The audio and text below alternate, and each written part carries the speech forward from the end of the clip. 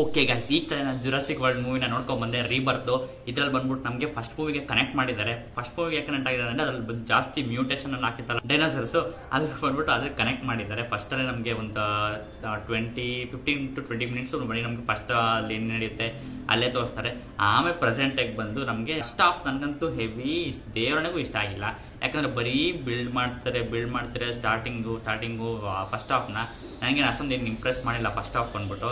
ಆಮೇಲೆ second half ಹೋಗ್ತಾ ಸ್ವಲ್ಪ ನನಗೆ ಕ್ಯಾರೆಕ್ಟರ್ ಇಷ್ಟ ಆಗಿದ್ಮೇಲೆ, ಯಾಕಂದ್ರೆ ಝೇವಿಯರ್ ಕ್ಯಾರೆಕ್ಟರ್ ಮತ್ತೆ ಡಾಕ್ಟರ್ ಹೆನ್ರಿ ಕ್ಯಾರೆಕ್ಟರ್ ಇವೆರಡು ಒಂದ್ ಸ್ವಲ್ಪ ಕಾಮಿಡಿ ಟೈಮಿಂಗ್ ಇವರಿಬ್ರದ್ದು ಸೂಪರ್ ಆಗಿತ್ತು.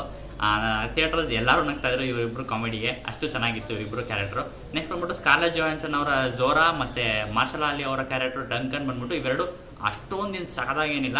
ಇವರಿಬ್ಬರೇ ಮೇನ್ ಕ್ಯಾರೆಕ್ಟರ್ ಆಗಿದ್ರು ಇವರು ಇಬ್ಬರದು ಸ್ವಲ್ಪ ಓಕೆ ಕ್ಯಾರೆಕ್ಟರ್ ಅಂತಾನೆ ಹೇಳ್ಬೋದು, ಅಷ್ಟೊಂದೇನು ಇಂಪ್ರೆಸ್ ಮಾಡಿಲ್ಲ.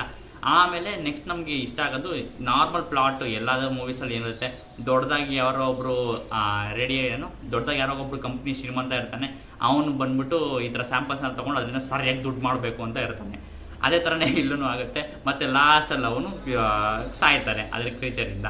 ಇಷ್ಟೇ ಸೇಮ್ ನನ್ಗೆ ಮುಂಚೆನೇ ಗೊತ್ತಾಗೋಗಿತ್ತು ಇದೇನೋ ಸಾರಿ ಇವನ್ ಪಕ್ಕ ಸತ್ತ ಇವನು ಅಂತಾನೆ ಅನ್ಕೋತಾ ಇದ್ದೆ. ಹಂಗೆ ಆಯ್ತು ಒಟ್ನಲ್ಲಿ ಟೋಟಲ್ ಆಗಿ.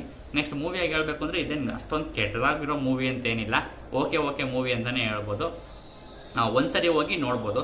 ನಾನು 4DX ಹೋಗೋಣ ಈ ಮೂವಿಗೆ ಅಂತ ಅನ್ಕೊಂಡಿದ್ದೆ. ಆಮೇಲೆ ಅನಿಸ್ತು ಬೇಡಪ್ಪ, 4DX ಒಂಚೂರು ರಿವ್ಯೂನೆಲ್ಲ ನೋಡೋದ್ಮೇಲೆ ಗೊತ್ತಾಯ್ತು ಅಷ್ಟೊಂದೇನು ಓಕೆ ಮೂವೀಸೇ ಅಂತ.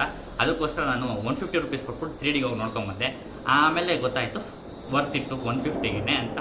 4DXಗೆ ಏನಾದ್ರು ಹೋಗ್ಬಿಟ್ಟಿದ್ರೆ ಅದು ನಮಗೆ 650-700 ಕಾಸ್ಟ್ ಆಗ್ಬಿಡೋದು. ಆಮೇಲೆ ನನಗೆ ವೇಸ್ಟ್ ಆಗುತ್ತಲ್ಲಪ್ಪ ಅಂತ ಅನ್ಸ್ಬಿಡೋದು. ಅದಕ್ಕೋಸ್ಕರ 150 3D okay worth it. Family ಜೊತೆ ಒಂದ್ಸರಿ ಹೋಗಿ ನೋಡ್ಕೊಂಡು ಬರ್ಬೋದು, ಅಷ್ಟೊಂದೇನು ಕೆಟ್ಟದಾಗೇನಿಲ್ಲ. ಇದಿಷ್ಟು ನನ್ನ ರಿವ್ಯೂ. ಇದರಲ್ಲಿ ಆಮೇಲೆ ನಾವು ಡೈನೋಸರ್ಸ್ನ ನೋಡ್ತೀವಿ, ಅಂದರೆ ಡೀಪ್ ಆಗೇನಿಲ್ಲ, ನಾರ್ಮಲ್ ಆಗಿ ಅಷ್ಟೇ. ಇದಿಷ್ಟು ಅದೇ ಇದರಲ್ಲಿ ಸೂಪರ್ ಸೀನ್ ಫಸ್ಟ್ ಟೈಮ್ ನೋಡಿದ್ದು ಅಂತ ಡೈನೋಸರ್ಸು. ಇದಕ್ಕೋಸ್ಕರ ಈ ರಿವ್ಯೂ ಇಷ್ಟ ಆಗಿರೋದು ಲೈಕ್ ಮಾಡಿ, ಶೇರ್ ಮಾಡಿ, ಸಬ್ಸ್ಕ್ರೈಬ್ ಮಾಡಿ.